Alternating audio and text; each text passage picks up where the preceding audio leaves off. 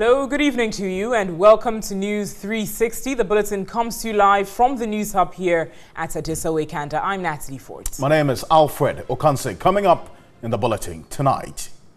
News 360 headlines is brought to you by Deluxe Paid, GT Bank, and Calipo. Ghana Police Service admits masked men as the Ayawaso by-elections were police officers to the national security.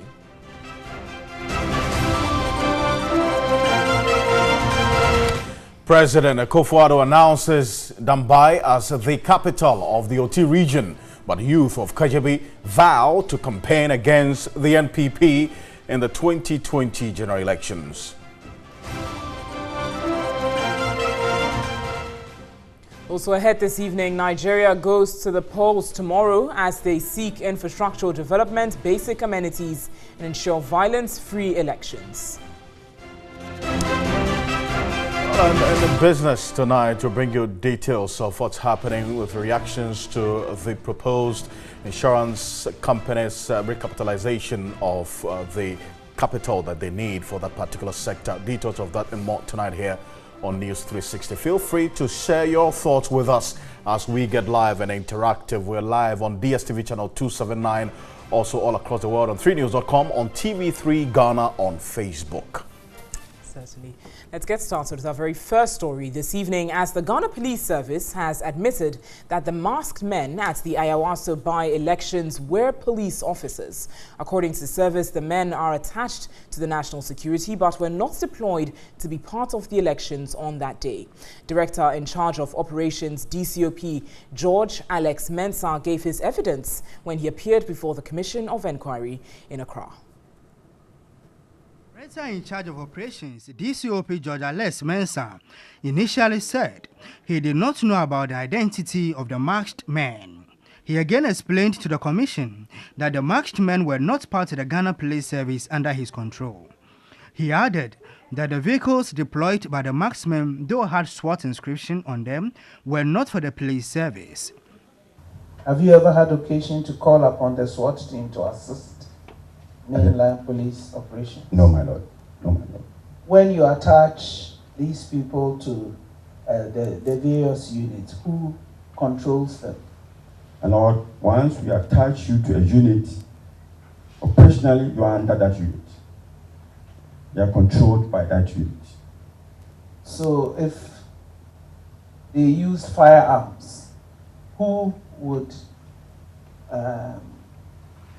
find out whether the use was proper or improper? My lord, the unit head.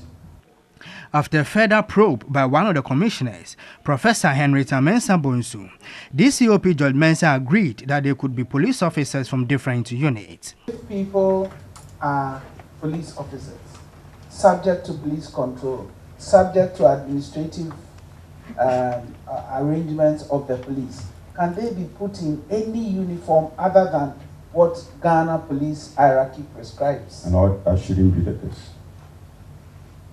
So if you are told that the people who were in a particular uniform were police officers, would you agree? My lord, I will only take what the man has said, but I will not agree that that uniform is a police uniform. So the people were police officers out on operational duty, but not in police uniform. My lord, we can describe it so. He was again asked about gunshots and assault in a member of parliament for Pram Pram, St. George, but agreed to seeing those footages on television, but an official report has not been presented to him from the Accra Regional Command.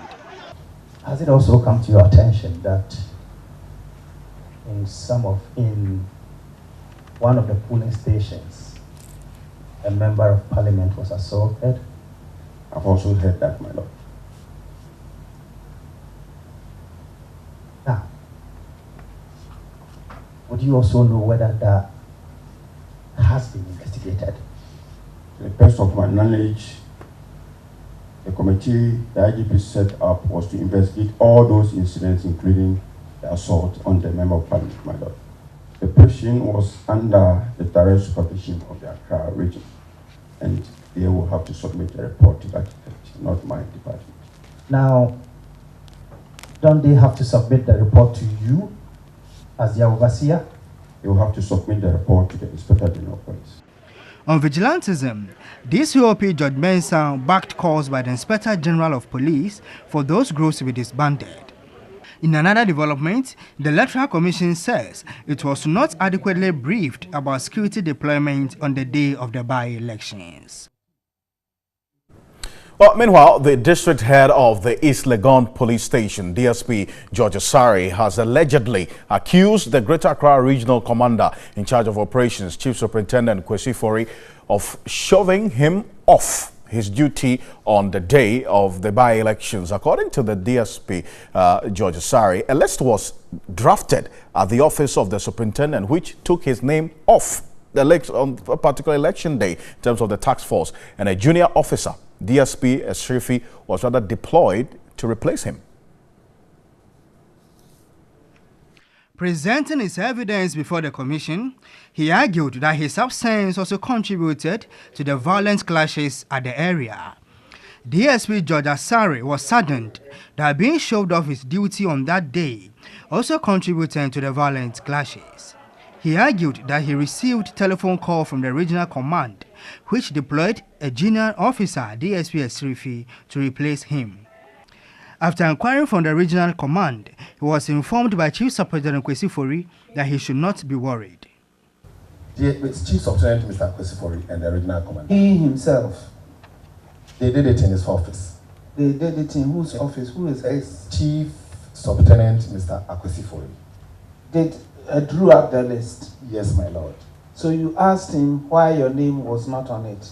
Yes, my lord. And at Accra region, that I shouldn't worry. You shouldn't worry. Yes, my lord.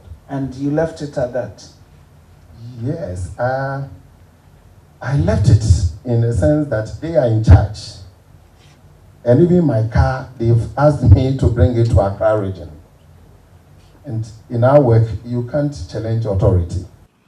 His response got the commissioners curious, and they inquired whether he complained to the Greater Accra Regional Commander. Did you complain to anybody higher than the people who had shoved you aside and brought other people to do your job? Because it's a vote of no confidence in you. My lord, I wouldn't admit that.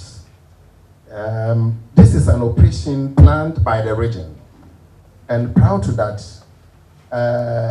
somebody in authority,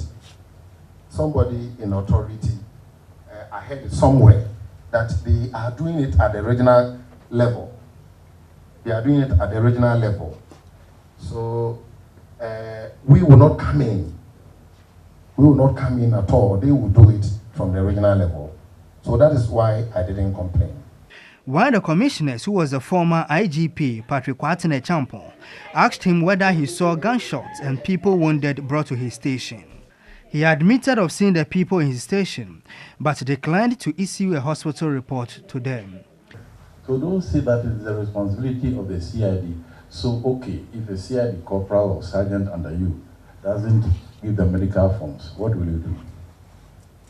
My lord, in this particular instance, I will say that because the operation was done by the regional level or handled at the regional level, anything that you do, you have to seek clearance from the top. So that's why I said I informed the regional commander about it. Hearing has been adjourned to Monday, February 18. Let's spend some time a bit on the Director of Academic Affairs at the Ghana Armed Forces Command and Staff College, Dr. Vladimir Nchedanso, is joining me on telephone. I thank you very much for your time this evening, sir. Now, I'm sure you've been monitoring and following the Commission's hearings. What could have contributed to the inconsistency and if you call the contradictions in some of the testimonies of the persons who have appeared before the commission over the last 48 hours? Well, basically, this is normal with every commission. You get people unprepared and not well briefed coming to brief commissions, and these contradictions are there for the commission to be able to get, if these contradictions were not there, the commission would not have been able to come out with anything, if they were all corroborating each other. So, whilst people are making so much fuss about it, for me, it is what will make the commission get to the bottom of the matter. So, I'm very happy that there are contradictions, there are inconsistencies, there are statements that are not full and things like that. So, the commission will then be able to analyze and make sure that, oh, these are the loopholes, the lacunas will bring out what the commission is looking for.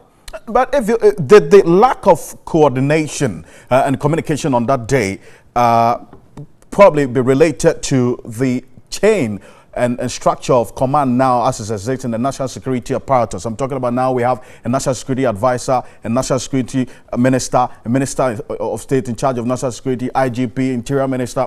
Did all of this contribute to this situation? No, personally, where security is concerned, you can have U.S. has about 16 security, not even security, intelligence organizations, 16 of them. So it doesn't. But when you have your clear-cut job description for them and their standard operation procedures and how they should link to each other. So these contradictions, rather, I wouldn't say so that we don't have to have them. But from your analysis of what exists now, do we have clear-cut roles and chain of command to, as it were, juxtapose that with what's happening in the United States, as you referred to? No, absolutely not. What I'm saying is that for me, as a student of the area, it's showing something, the negatives of what we have as a structure or as structures. And so for me, these things coming out rather are positive for us to be able now to lay the sticks straight. So I see them not as a negative thing at all. Finally, there are many who are saying that, I mean, the end will justify the means of this commission's work, in that a number of commissions have been established, white paper is produced, recommendations made. Implementation is always the problem. Do you see anything different with the beginning stages of this commission's work? Well, personally, for me, once the commission has found out something, they put it down, there is a white paper on it. It is always the white paper I have some problems with. There are several white papers I have had cause to attack. But once there is a document, then it's for Ghanaians, it's for us, it's for the future. So it is us who would ask for their implementation. I lament the situation where the media waits until another day before they refer to another commission's report. The Jamaica report, the Kujeto report, and whatnot. And the media and NGOs in Ghana are not that proactive, asking for the implementation of what has been seen. And politics takes away. This is the thing. Great. Look, I thank you very much for your time this evening. Extremely grateful. Vladimir Intridansu is the Director of Academic Affairs at the Ghana Armed Forces Command and Staff College.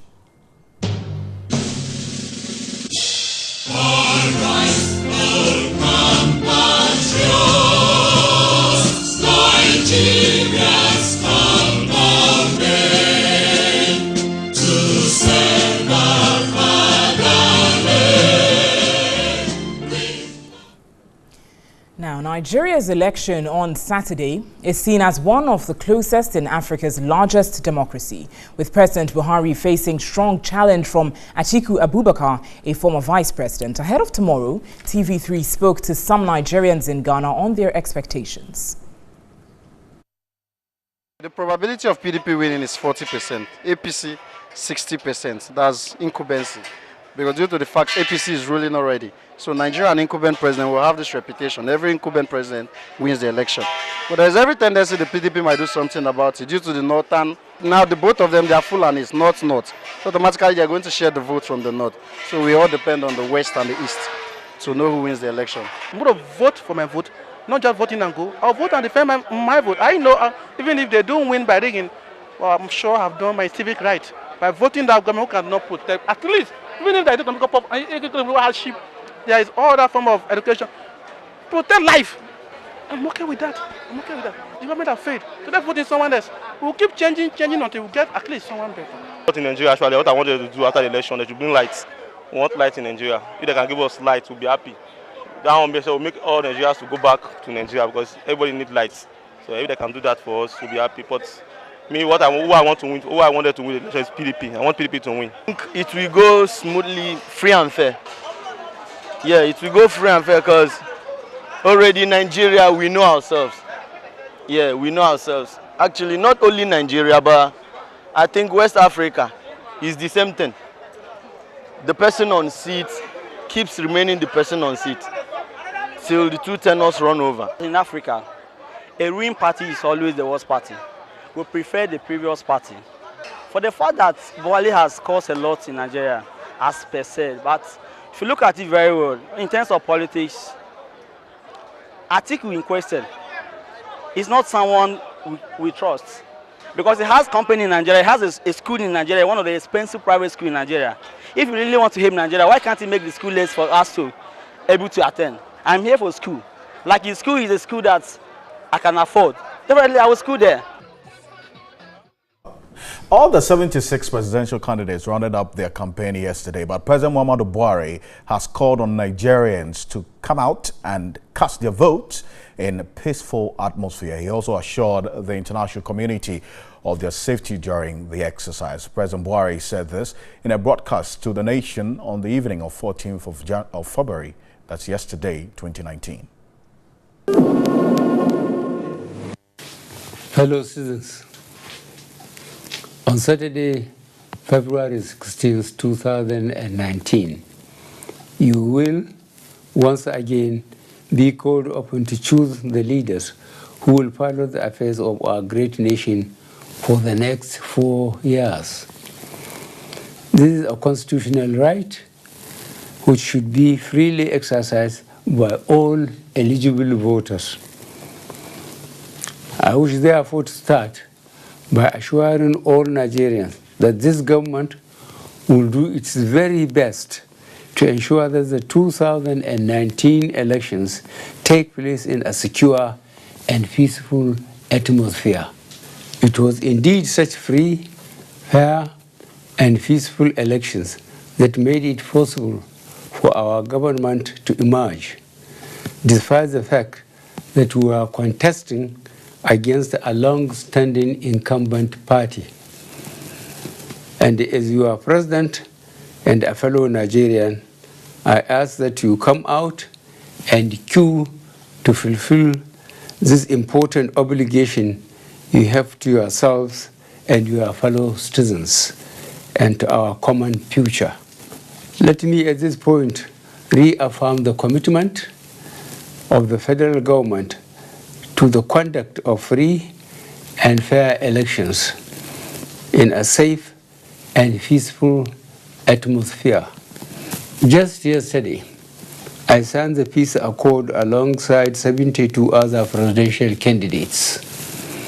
I want to assure all Nigerians, the diplomatic community, and all foreign election observers of their safety and full protection.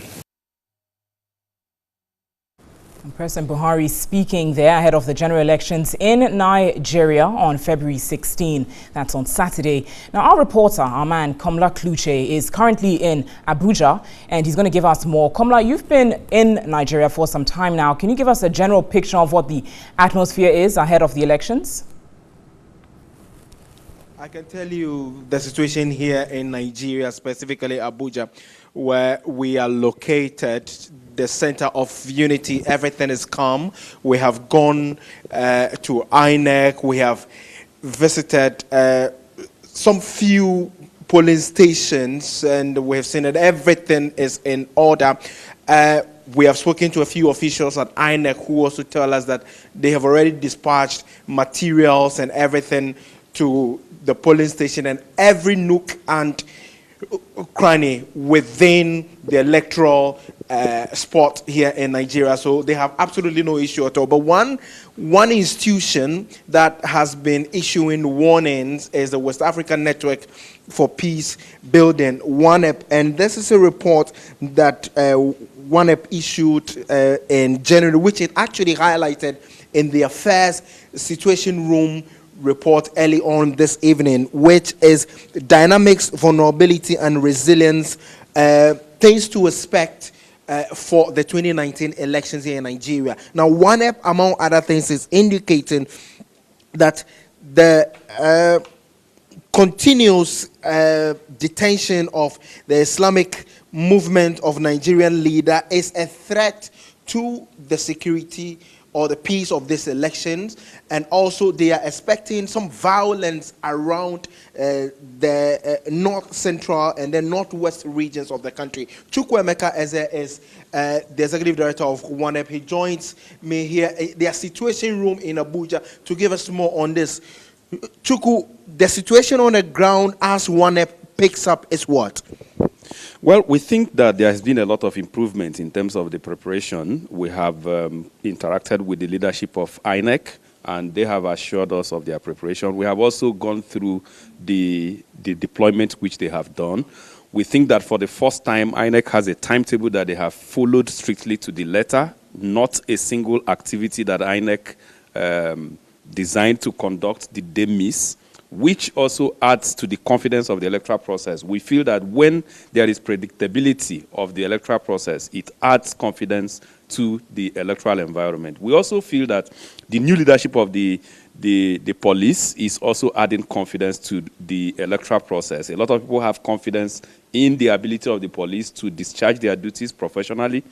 But again, if you look at some of the security dynamics, ranging from the violent extremism to the headers farmers conflicts in the north central and northwestern regions of the country. If you look also, as you rightly said, the detention of the leader of the Islamic sect, which the group has been having demonstrations both here in the Federal Capital Territory as well as in Kaduna, the northwestern part of the country, with a threat that they might, in order to press home their own demand, that they might disrupt the election. These are all issues that we need to be watchful about. There's also the issue of vote buying, which occurred in a by-election that were conducted in 2 states in the southwest, which we have also called attention to. INEC also has given us their words that they have done everything humanly possible, together with the security operatives, to ensure that that does not occur at least within the polling station environment where they are likely going to have control of. Okay, we don't have much time though, but let me look at your deployment. How many people have you deployed across the country? As you are aware, ONEP is a network, so what we have done is to deploy people we call senatorial zone coordinators. So in all, we have officially deployed 114, which covers each of the states, each of the senatorial zones, 3 per state. And that also means that they rely on our network to be able to feed our situation room here in Abuja. Okay, many thanks to you. Chukwuemeka Eze is the Executive Director for the West African Network for Peace Building here in Abuja. Their situation room, they have indicated that, well, they've got to be cautious, but on the whole, they are expecting a smooth run of the elections for the presidential elections and the National Assembly elections. We'll be bringing viewers up to speed on happenings from Nigeria, specifically Abuja and other parts of the country, viewers. From Abuja, Komla Kluche, TV3 News. Thank you so much, Komla. And our man, Komla Kluche, is going to be there all throughout the election and after the election, which is held on Saturday, February 16. So you can stay with us here on Media General, on TV3 Network, and across all our Media General platforms, TV3, 3FM 92.7, 3news.com, Onia 95.1, Connect 97.1 FM, and, of course, on our website, it's 3news.com, as we bring you the details on the general elections in Nigeria, where the 76 presidential candidates are contesting. Interesting. But let's find out our MTN video report and our citizen reporter for tonight.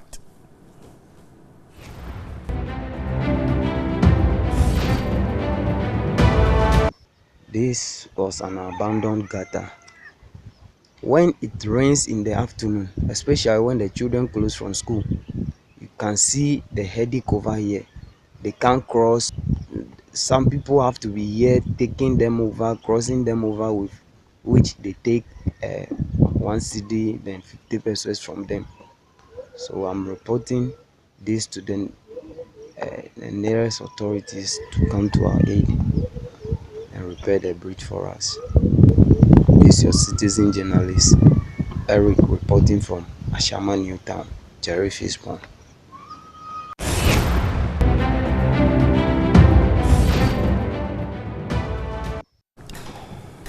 You can also send us your video report to 055-143-3044. It's live here on News 360.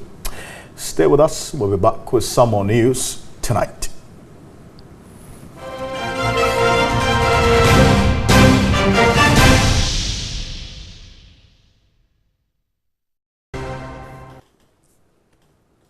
Hello, good evening and welcome to the business news segment on News 360. My name is Park Wishiasari. Let's begin with happenings in the insurance industry, where the former chairman of the board of directors of SIC Insurance, Mike Hammer, has welcomed the decision by the National Insurance Commission to increase the minimum stated capital for insurance companies. Well, some reports suggest that the commission is planning to increase the minimum operating capital from 15 million to 40 million cedis by the end of the first quarter.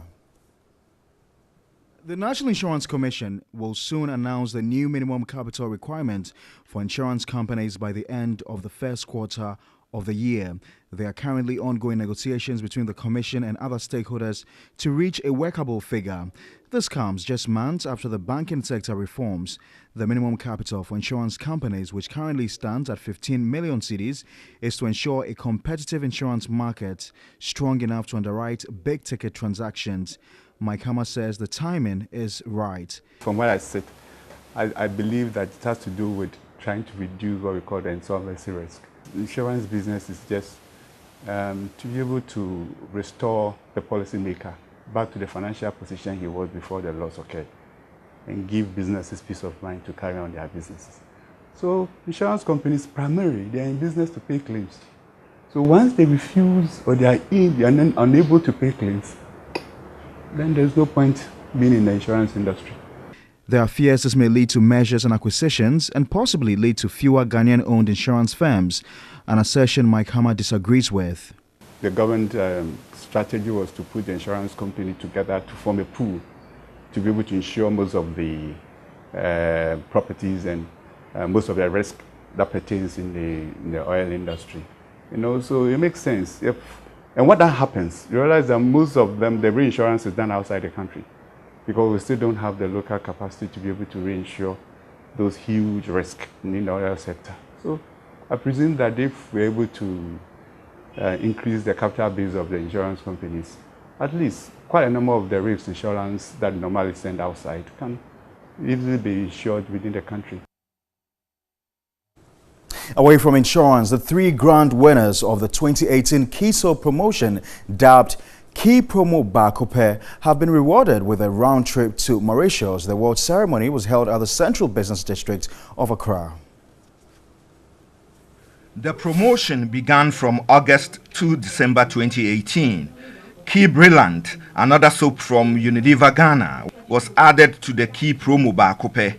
Instant prizes won included cash, GTP cloth, irons, t-shirts, airtime credit, and 18-karat gold key pendant. Brand manager for Key Soap, Iraba Ekua Edusei, noted it is imperative to recognize the loyal consumers and trade partners who have supported the brand, which has transcended generations.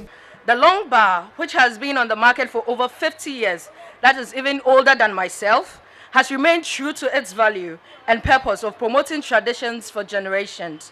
It remains the dominant market leader in the laundry bar market in Ghana, and this can be verified by the AC Nielsen data. So it's not Unilever saying that we are the market leader. It is verified by a verifiable source. And Key Brilliant, being its sister brand, significantly holds its place in the rap bar segment. Our brand promise, which still remains as a Mount Boafo, is relevant today as it was years back. Global Strategic Director of M Pedigree, Salom Brante, explained the company was chosen to ensure that customers were able to tax into the system and winners able to redeem prizes, thereby ensuring accountability. Head of Communications at Unilever, Henry Mam, indicated plans have been finalized for the 3 winners to visit Mauritius.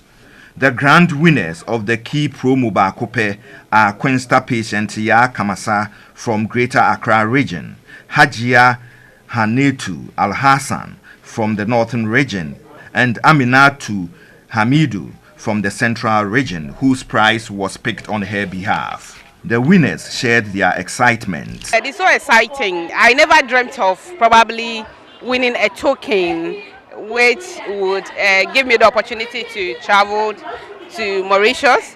My mom used to sell key soap before she gave birth to me, and it's usually the soap we use for laundry. Well, I've never won a trip to any place before. I was just doing it. I wasn't believing myself, because I told them that until I see myself in the plane there before I believe that it's happening. Now I believe that it's happening. The 3 grand winners will fly out of the country on February 22 to Mauritius for 5 nights with all expenses paid. Well, that's how we conclude the business news segment on News 360. Thanks very much for watching. My name is Pakwisi Asari. For more business news stories, do log on to our website, 3news.com.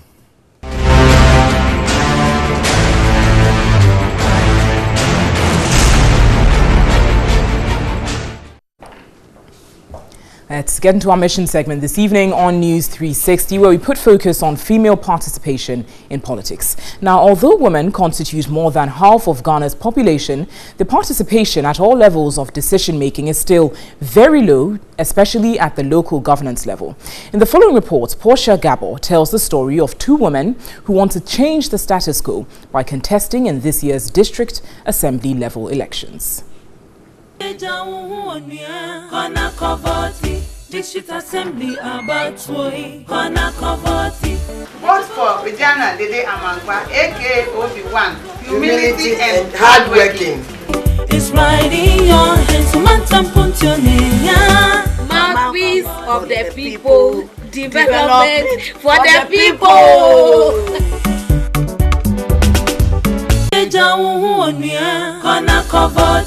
District Assembly about They are bold, assertive, and ready to make a difference and break stereotypes of women in politics.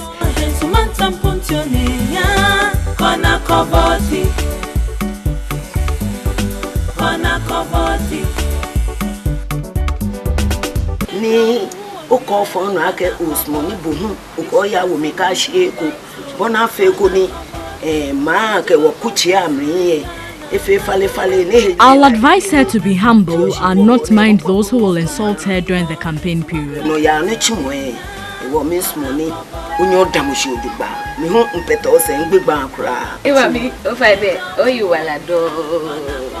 They are family women who run businesses and are ready to lock horns with their male counterparts in the district assembly level election in September this year. Progress of your community is right in your hands.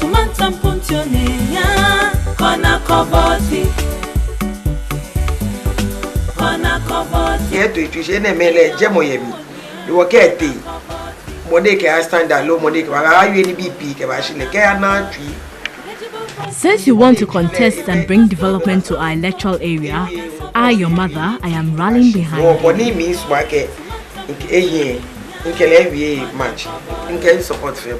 So I had a discussion with Edna Dede Tete and Regina Dede Amankwa on their readiness to contest the district assembly level elections in the Lalwe electoral area. Edna, you're an aspiring assemblywoman for Lalwe. How has it been so far? That's your second time. In fact, to a woman being in politics is not an easy task. But you know, we do manage. Because in politics, it's only not the men. We also have our say in politics. Women are passionate when it comes to politics. So we also do our part to develop our areas. Why do you want to become an assemblywoman? I want to become an assemblywoman because I want to go to the assembly and lobby things for my area, and then to empower the women and the children, especially in my area. And you have to be strong to face the men. And especially the last 4 years, I went as a unit committee member, and I went with 9 men, and I won. So I say, yes, and being in politics, you have to be strong. This is your second time. The first time, what happened? It wasn't an easy task.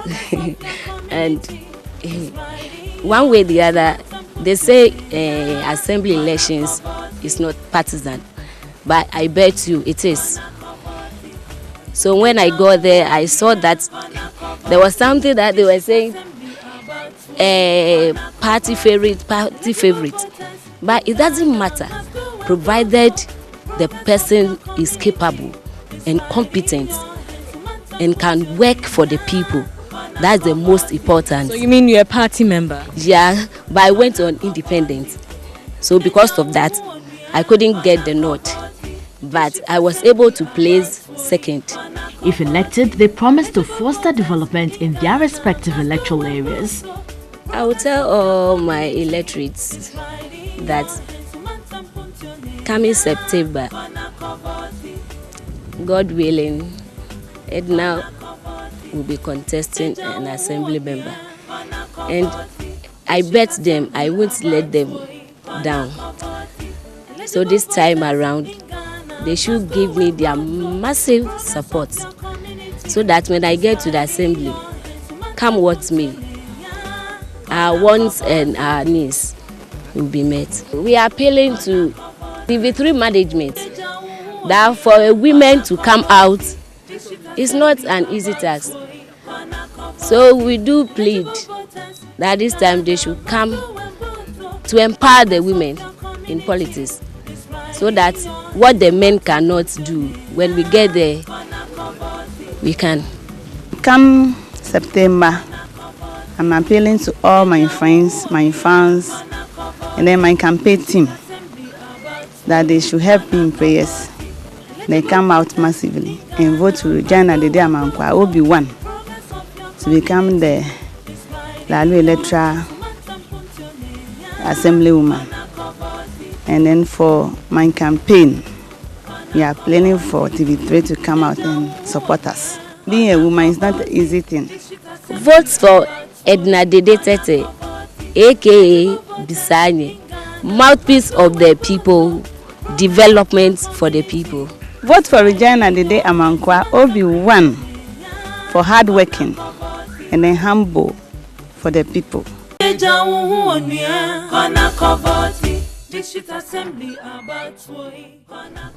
Well, we wish them both the very best. Certainly a need for increased female participation in politics and in governance. That does it for our mission segment this evening. It's supported by Star Ghana with funding from DFID, UK Aid and the European Union.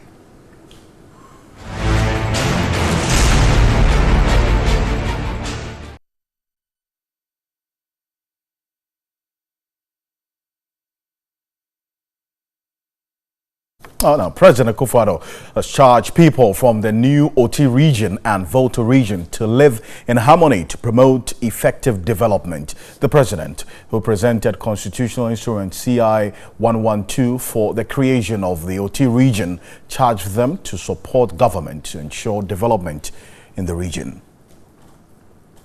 OT region has now become the sixth and final region created as established by constitutional instrument CI 112 after some 50 years of effort to have the region created. The paramount chief of Krachiwura, Nana Mpra Besemuna, is confident the OT region will experience massive development since the region is endowed with rich resources. Krachiwura, Nana Mpra Besemuna said efforts by detractors will not impede development prospects. Even though six new regions were being created, curiously, it was only OT which was in the news, and for the bad reasons.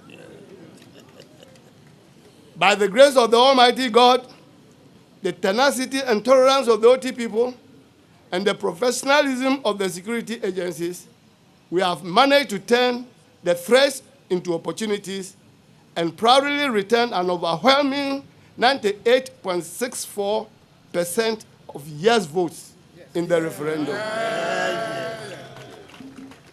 We have preserved the peace in OT region before, during and after the referendum. President Akufo-Addo charged people from the new region and Volta region to live in harmony to promote effective development. After having finally achieved your goal of your own region, the rest of your compatriots across Ghana expect that your relations with the chiefs and people of the Volta region will be characterized by mutual sentiments of magnanimity and goodwill. For decades and centuries, you have lived together in peaceful coexistence, and it is my fervent wish that you cement those relations of amity and peace as the peoples of the two regions make systematic efforts to develop their regions in harmony. Earlier, CI 117 was officially presented to the chiefs and people of the Western North region, making it the 5th region to be created. With Sefwi also as its new capital, the cosmopolitan Western North region is expected to experience massive development. Known as the breadbasket of the Western region, districts such as Sefwi Awowin, Sefwi Bekwai, Sefwi Akontombra, Wasamenfi, among others, are expected to play massive roles to promote effective development.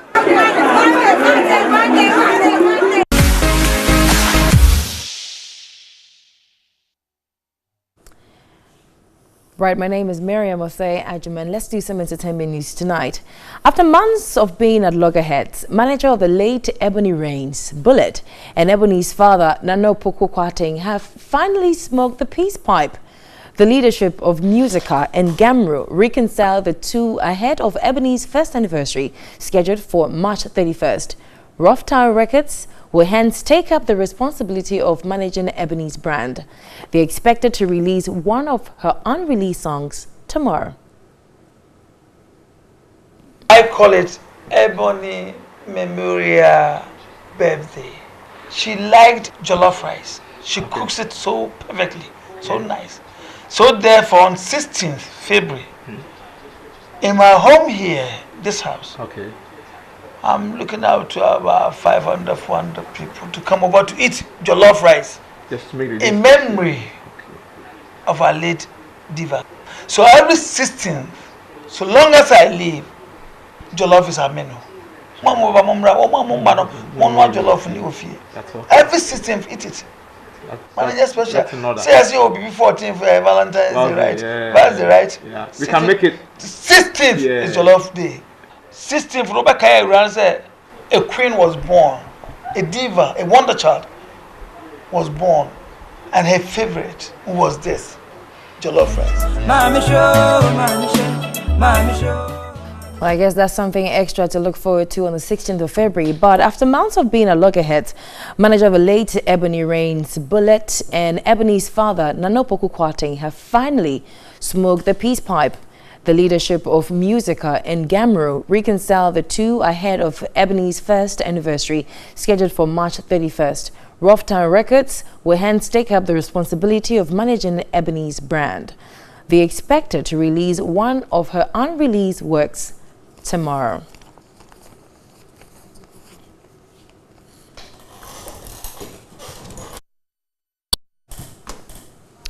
And that's about it for entertainment news tonight. There's more on 3news.com. I'm Miriam Osei Ajuman. And my name is Alfred Okanse. And I'm Natalie Fort. For a lot more news, do visit our website. It's 3news.com. Thanks so much for watching. Have a lovely evening and a great weekend.